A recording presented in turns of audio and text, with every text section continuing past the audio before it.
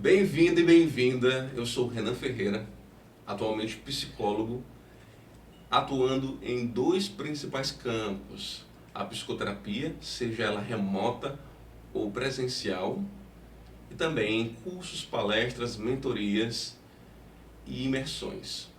Agora presta muita atenção: autoconhecimento para cá, autoconhecimento para lá. Hoje todos falamos essas palavras: autocuidado. É importante a gente trazer também à tona 3 pontos, um tripé essencial para a gente pensar acerca dessa imersão e de autoconhecimento.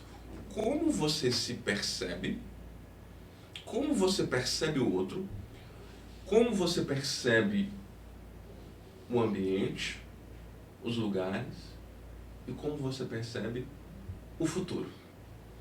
Tudo isso é importante para a gente entender nossa visão e nossa percepção sobre nós, sobre os outros, sobre o mundo e sobre o futuro. Como um óculos, como esse aqui que eu estou usando agora, vai nos conduzir para uma percepção acerca de dentro de nós mesmos, mas também do que está fora de nós.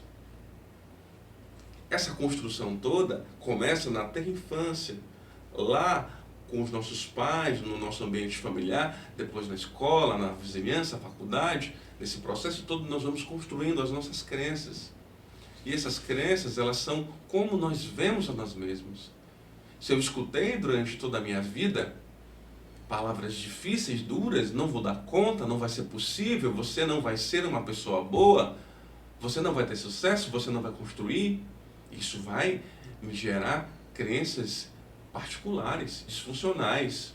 Mas se, pelo contrário, eu escutei muito que eu sou capaz, que eu vou dar conta, que é possível ser feito, que eu vou conseguir, eu consigo também construir um cenário interior mais funcional.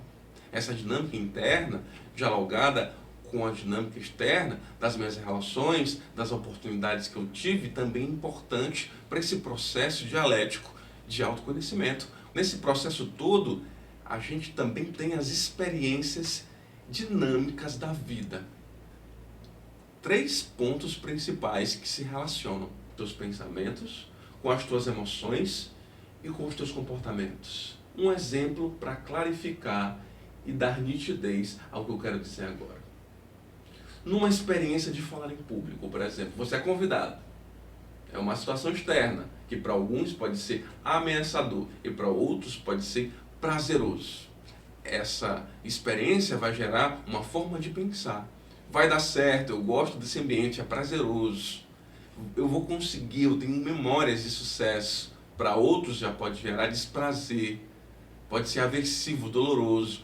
De novo, não quero, não vai dar. Se eu penso e lembro de como é bom, é natural que eu sinta emoções positivas, de prazer, e que eu me comporte em direção a essa experiência para executá-la de uma maneira bem feita. E o oposto também.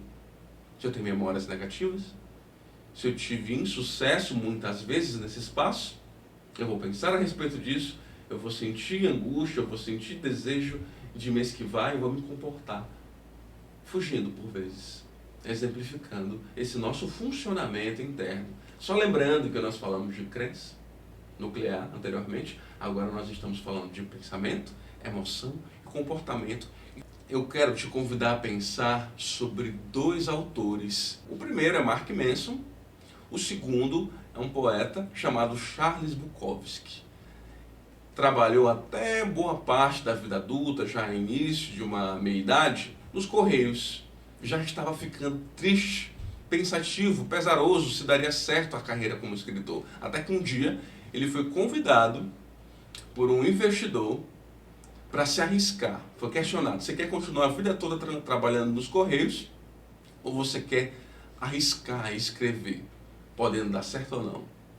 Ele pensou: posso ficar a vida toda aqui e enlouquecer, ou posso me arriscar, dando certo ou não na vida de escritor. E o que acontece? Charles Bukowski é um dos escritores mais publicados da geração dele. É que ele falava da vida nos seus poemas, nos seus escritos, com muita realidade. ele tinha um discurso de aceitar o positivo e o negativo. Ele primava por um distanciamento de uma percepção apenas positiva da vida como um mundo rosa, uma visão romântica. Ele tinha uma percepção mais realista e ele atravessava isso nos seus escritos. Por isso eu quero te chamar a atenção a ter uma honestidade com você, porque eu já trago o Mark Manson que diz: a honestidade gera conexão, e uma conexão com você e também com o outro. Honestidade gera conexão. Vou dizer mais uma vez: honestidade gera conexão com você e com o outro, e o oposto também. Desonestidade interna gera confusão, desordem, desorganização com você e com os outros. E o outro ponto é você ter autoaceitação, porque já dizia Carl Rogers, fundador da terapia centrada na pessoa: quando eu me aceito, eu mudo. Olha, parece contra-intuitivo, porque quando eu insisto em ser fake de mim, em ser falso, em usar máscaras, eu não me conheço. Eu estou forçando uma barra para ser algo que eu não sou. Então não existe oportunidade de transformação, de amadurecimento e mudança. Ao passo que, quando você aceita quem você é e você se confronta com suas mazelas, com a sua face desfigurada, você tem a oportunidade de se transformar. Então, quando eu me aceito, eu mudo. Em outras palavras, seja honesto com você e se conecte com os outros e consigo mesmo. Mas autoconhecimento em forma de teoria, Renan, eu já ouvi muito. Mas como é que eu faço para resolver a coisa, para ir para a prática mesmo? Eu quero saber também de vida real e concreta. Hoje eu te dou 2 formas para você começar. E te dou também uma indicação de leitura didática para você ter uma base sólida. A primeira é a escrita terapêutica. Não gosto de escrever, quase não escrevo mais à mão. Tudo bem, já assistiu aquela série Suits? Dos advogados, dos bastidores da advocacia, desses momentos todos. Lá tem um personagem chamado Lois, na verdade, que anda sempre com um gravador, gravando seus pensamentos, suas emoções, seus insights e também fazendo sua psicoterapia remota por ligação. E aí o que é importante de escrever? Diz também uma outra psicóloga, Sian Beilock, doutora, cognitivista. Quando eu escrevo, acontecem 2 coisas positivas. A primeira é a transferência da carga cognitiva. Em outras palavras, facilita, Renan. Alívio terapêutico. Porque dentro da nossa cabeça, por vezes, é um caos, é uma desordem, é tudo bagunçado. Quando eu escrevo e registro, eu tenho a oportunidade da questão número 2, reinterpretar. Reinterpretar, organizar, ordenar. E com a segunda sugestão, a clássica, claramente que eu vou sugerir para vocês.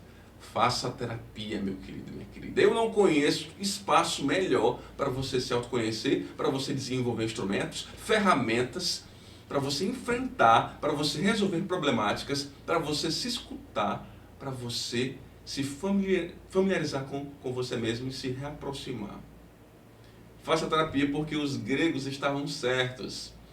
E esse processo pandêmico de 2020 nos ajudou muito. Eles falavam que os gregos, eles tinham uma palavra, metanoia, mudança de mentalidade. É esse processo que nós, enquanto sociedade, estamos vivendo mais do que nunca em relação à terapia. Estamos saindo daquela visão de que psicoterapia é só para pessoas que têm diagnóstico severo, algum transtorno específico, alguma demanda de sofrimento muito profundo. E estamos entendendo que é vida, que é para todos nós. E queremos ter saúde mental, qualidade nas nossas vidas e também desenvolver melhores formas de lidar conosco e com as outras pessoas.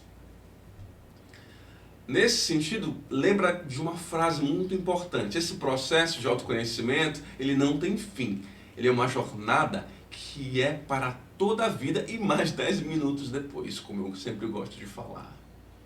Então, bem-vindo a esse novo mundo que é conhecer a si mesmo.